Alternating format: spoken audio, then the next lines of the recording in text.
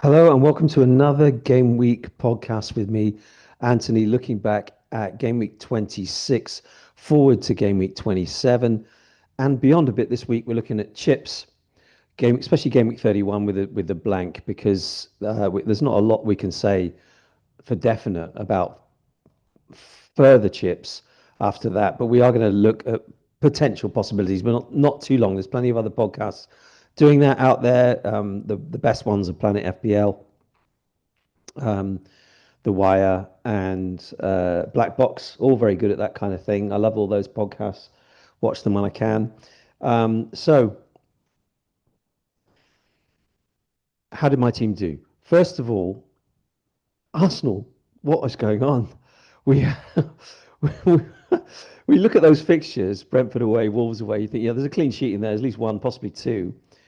And Arsenal will obviously have no trouble beating either of those teams. Arsenal's second half in both those games just fell apart. I mean, they couldn't string passes together. They couldn't control the game, which is their trademark. All they needed to do was control the game in both cases, and they would have had 3 points, and they couldn't. Very worrying for Arsenal fans. Extremely stressful watch if you were an Arsenal fan. Pretty stressful if you were a Gabriel owner.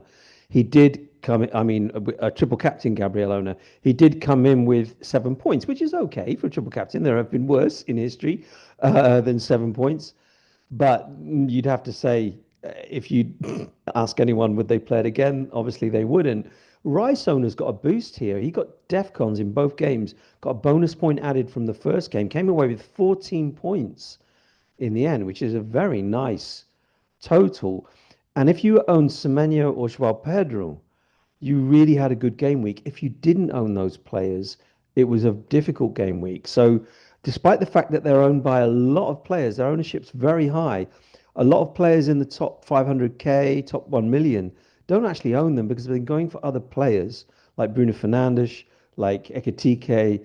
So they've missed out on those two. I opted for those two a few weeks ago, and I recommended each of them, both of them, I should say, on different videos to buy because I really did fancy them in terms of goal scoring. So I'm going to blow my own trumpet there. I know I always do, but if you own those two together, you had a great game week. So I ended up with 79 points, up to 13k, which is, well, 14k, which is the highest rank of my season so far. Obviously, I'm not expecting that to continue necessarily or to better it, but if I can, I will. I'm very much now targeting the top 10k for the end of the season. My usual target for the season is top 100k. Um, I'll be ecstatic to get top 50k. If I got top 10k, well, that'd be my first time ever. So I'd be super delighted. On the bench, I had Truffert. I brought in Ryan at the last minute. I brought in the Brazilian Bournemouth wonder kid. I think he's only 19, who's got 2 goals and an assist in 3 games. Also recommended him last week. I'm not sure he's a great pick now, retrospectively, because Truffert would have got me 7 anyway if he hadn't played, because I would have had Truffert in the team. And I'm not going to start him for the next game. Actually, I'm not going to put him in my first 11 for the next game because I've got 3 strikers playing and I have to lose a midfield player.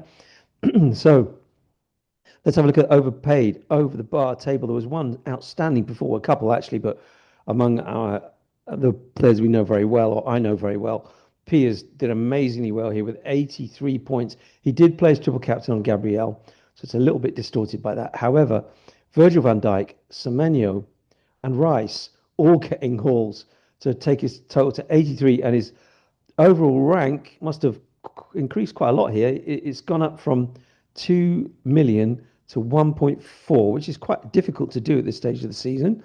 So congratulations to Piers. That's an excellent game week. Other players in the table that did okay, pretty well. I mean, Freddie did well in second place.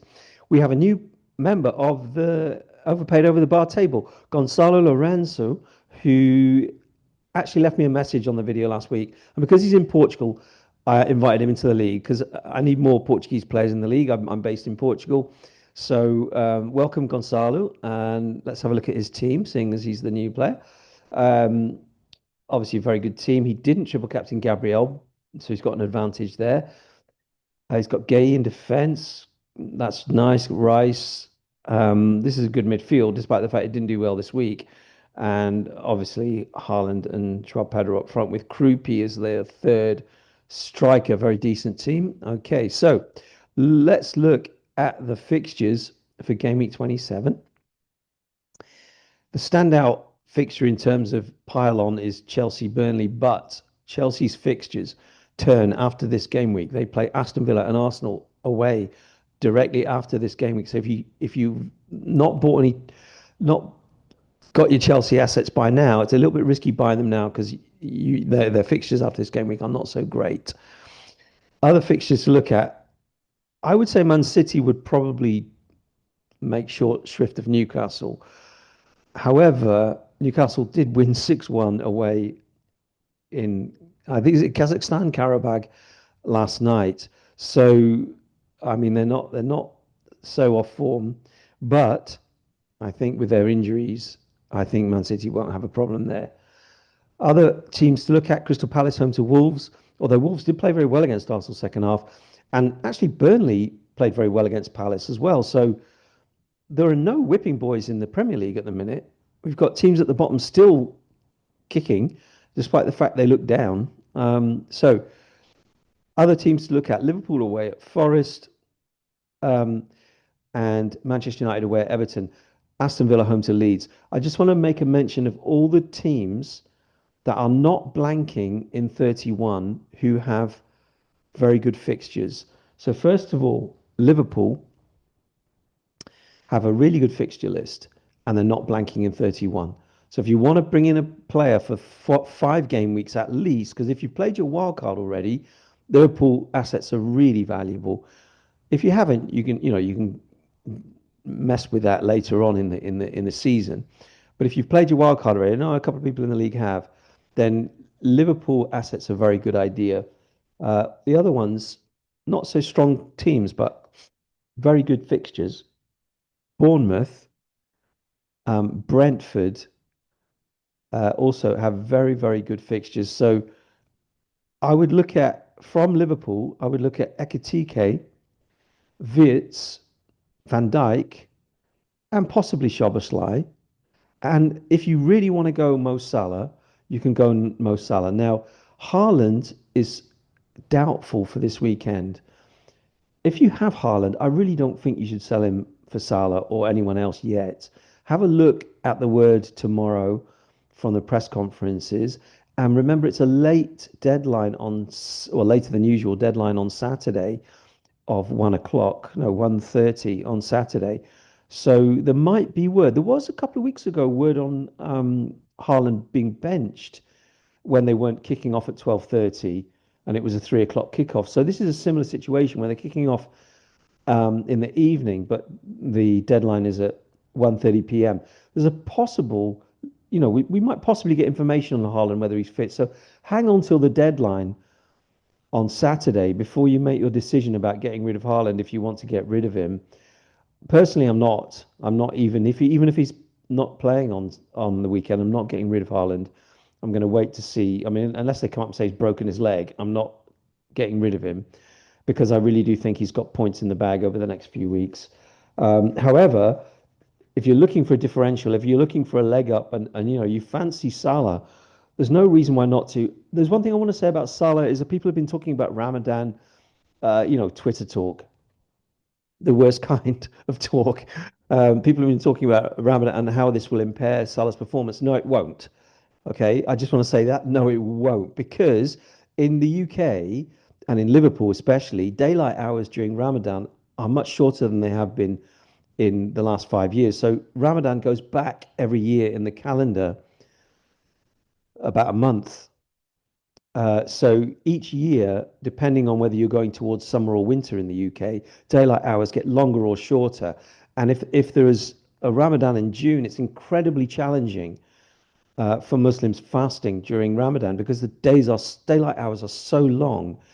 In February, March, Ramadan probably started today, I think, in the UK. That is not a challenge for Muslims. They're very used to fasting in Ramadan. I know he's a sportsman and he needs a lot of energy, but I still don't think, especially for evening games, it's not going to be a problem at all. So I wouldn't read anything into that. That's the only thing I wanted to say. as far as his form goes and his relationship with Slot and his minutes go, that's another matter. I'm still not convinced that with the way Liverpool are playing this season, Haaland necessarily fits in well to the way that they play. And he just seems a bit of a different player. He doesn't seem as greedy, which is good for the team maybe, but not as good as a fancy asset. So I'm not 100% recommending Salah at the minute, but it's you could end up really getting a differential there if you go there because not many people in the top million will have him. Um, Bournemouth, you obviously got James Hill at the back, who's 4 million, sorry, and he's been brilliant for DEFCONs over the last few weeks. He was 3.8, so if you got him a couple of weeks ago, well done. I have Truffert, so I'm not going to get Hill, but he's a good one to get. You could also get Ryan in midfield. You could even go for um, Evan Nilsson, but he's been very disappointing this season. You could also go for Senesi, but I mean, when you've got cheaper defenders than him, also getting DEFCONs, there's not much point now. Brentford have a few options that you might want to look at. You've got obviously Thiago. I think he's a must-have for the next few weeks. His fixtures, plus he plays in 31. Um, Thiago is an absolute must-have in my opinion. And then in midfield, you've either got Ouattara Dango or you've got Shada coming back. And either of those is a decent pick as well. I'm not sure I want to go to Brentford attackers. I think I'm just going to leave it with Thiago. But again, could be a differential for you if you want to go there. So let's have a look at game week 31. By the way, there are 4 game weeks before game week 31. That's a lot of points. So don't just base your transfers around game week 31. That's one thing I wanted to say. If you really want Semenyo, for example, get Semenyo. He's got 4 game weeks. The only thing with Semenyo is that he will possibly play in the Champions League. He will play in the Champions League, Manchester City, and they might play a very difficult tie against Real Madrid between game weeks 29 and 31. So though that will be a very crowded, sort of intense bunch of fixtures for Manchester City. They've got in game week 29, they've got Nottingham Forest at home, and players might be rested for that in anticipation of the first leg of the Champions League. In between the 2 legs of the Champions League, they've got West Ham away, and again, players might be rested for that. Given they're playing the other tie in the following midweek. So just be a bit wary of that in terms of your Manchester City assets, although I do still think Semenyo is an amazing option. So game week 31, this is almost definitely the way it will end up. That somebody said there's a possibility of fixtures being added, but let's assume this is what we'll end up with. I mean, you might want a Chelsea player. I've said their fixtures are terrible after this game week, but you might want a Chelsea player or two. Bournemouth versus Manchester United. On Manchester United's current form, we think they might be okay there. Bournemouth have actually done really well, but they haven't looked that convincing. Against Everton, they were helped out by a bit of luck and Everton player getting sent off. I'm not 100% convinced about Bournemouth at the minute. On the other hand, I'm also not 100% convinced about Man United because I never am, despite the fact they've got off to a real flyer under Carrick. Liverpool at Brighton. Brighton fans are very edgy at the minute, and there's people wanting Hurtzler out. So I don't know if that's going to continue. It may just be the form they're on at the minute, but there's certainly something wrong at Brighton. You might want to target Brighton in the next few game weeks until they resolve that somehow, turn it around somehow. Fulham at home to Burnley is a possible clean sheet. That's another thing about game week 31. Very few clean sheets, by the look of it, that you can bank on. Would you bank on Newcastle at home to Sunderland to keep a clean sheet? Maybe. Aston Villa at home to West Ham? Perhaps. Otherwise, I don't think, apart from Fulham at home to Burnley, and even then, Burnley can get a goal. They're better in attack than they are in defence. I don't think that game week 31 is like, okay, say you put 11 players out in game week 31 and other players have got 9, you might not get that much of an advantage, in my opinion. Seriously, you might get like an 8 point advantage or a 6 point advantage and that might be for some players, especially like I said, for people who've already played their wild card, a good idea to not think about game week 31 as like, oh, I must have 11 players for game week 31 because the fixtures just are not there to support that. They're just not there. And the next 4 weeks, the clubs that I've already mentioned have very good fixtures, but also we're looking at Manchester City with very good fixtures. Newcastle at home, Leeds away,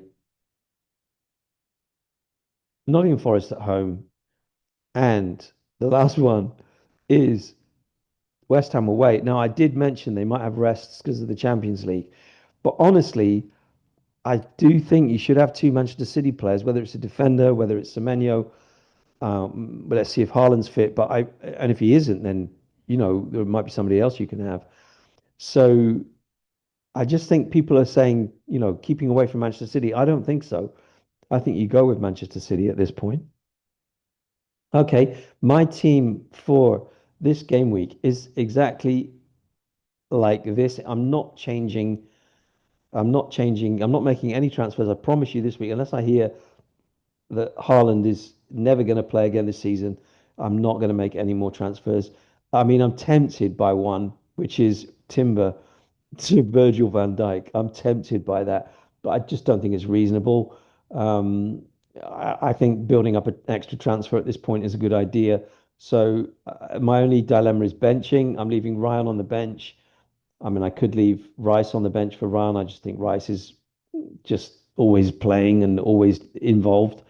Enzo home to Burnley. Obviously, you have So I can't really go against any of these attacking options. If Haaland's not playing, Ryan comes in. Very simple for me. That's the way it'll go. So overall, uh, can't believe how well I'm doing this season. Extremely happy about it. It's very coincidental the fact I do videos. I just did these videos originally to help the other players in the overpaid over the bar league to make transfer choices because they don't have the time that I do to look at these kind of things. And that was the original reason for doing it. Um, but the fact that I've had a few more viewers in recent weeks, I want to say thank you to those viewers who watch. They don't watch for very long. You're probably not watching now. If you're a new viewer, you probably turned off already. But if you're still watching and you've enjoyed anything about this video, thank you so much for watching. Please give the video a like and subscribe if you're not already. Everybody, take care of yourselves and let's see what happens this weekend. It's goodbye from me. Goodbye.